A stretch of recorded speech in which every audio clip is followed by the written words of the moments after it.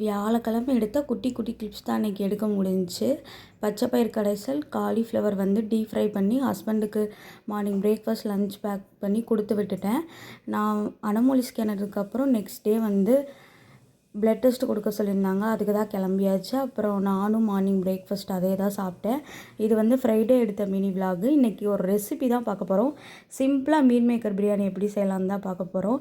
நான் இதுக்கு வந்து சீரக சம்பா குருணை எடுத்துக்கிட்டேன்.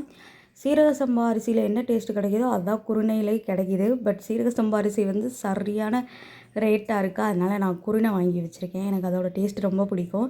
ஃபஸ்ட்டு நல்லா நம்ம சோக் பண்ணி வச்சுருந்த மீல் மேக்கரில் வந்து தயிர், தனி மிளகாத்தூள், தேவையான அளவு உப்பு, கரம் மசாலா, மல்லித்தூள் ஆட் பண்ணி நல்லா மேரினேட் பண்ணி வச்சிடணும் கொஞ்சம் நேரத்துக்கு. அதுக்கப்புறம் நம்ம குக்கர் வச்சு தேவையான அளவு நெய், ரீஃபண்ட் ஆயில் ஆட் பண்ணிவிட்டு நான் காமிச்சிருக்க ஸ்பைசஸ்லாம் ஆட் பண்ணிவிட்டு கொஞ்சோண்டு சோம்பு சேர்த்துருக்கேன்.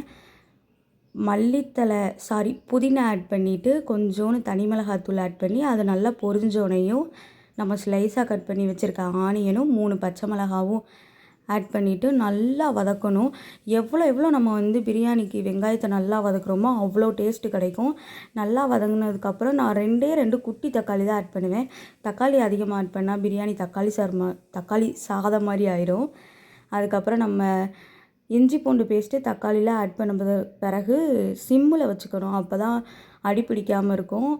அதெல்லாம் நல்லா வதங்கினதுக்கப்புறம் நம்ம மேரினேட் பண்ணி வச்சுருந்த மீன் மேக்கரை எடுத்து ஆட் பண்ணிவிட்டு கொஞ்சோண்டு புதினாவை ஆட் பண்ணி நல்லா வதக்கிட்டு நம்ம வந்து தனி மிளகாத்தூள், மல்லித்தூள், கரம் மசாலா, கறி மசாலா, நான் வந்து கொஞ்சோண்டு சீரகத்தூளும் மிளகுத்தூளும் ஆட் பண்ணிக்கிட்டேன்.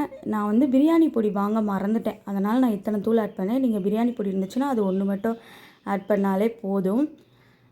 நல்லா அதுவும் வதங்கினதுக்கப்புறம் நான் வந்து சொன்னேன் இல்லையா, சீரக சம்பா குருணை வந்து 1.25 காப்படி ஊற வச்சுருந்தேன். அதுக்கு வந்து கரெக்டாக 2.5 கப்பு தண்ணி ஊற்றினா போதும். 1.25 காப்படிக்கு 2.5 காப்படி தண்ணி ஊற்றினா போதும். நான் 3 காப்படி ஊற்றினேன். ஏன்னா எனக்கு வந்து பிரியாணி கொஞ்சம் வெட்டாக இருந்தால் தான் பிடிக்கும்.